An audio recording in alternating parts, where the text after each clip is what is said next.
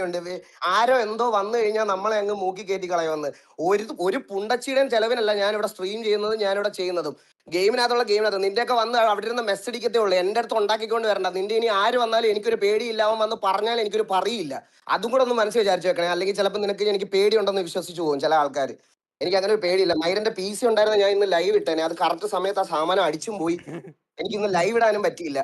Toxicity എന്താണെന്ന് ഞാൻ കാണിച്ചു കൊടുക്കാം.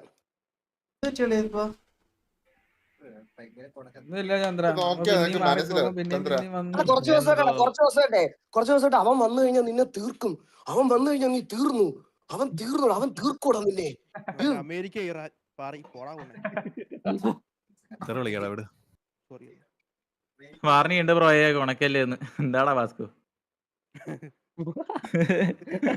വാസ്കോ നീ ലൈവ് കഴിഞ്ഞിട്ട് എന്നെ വിളിക്കണടാ. ഓ എന്തിനാട്ടാ കാര്യം എന്തിനാണെന്ന് അറിഞ്ഞൂടാ. പറയുന്നില്ല.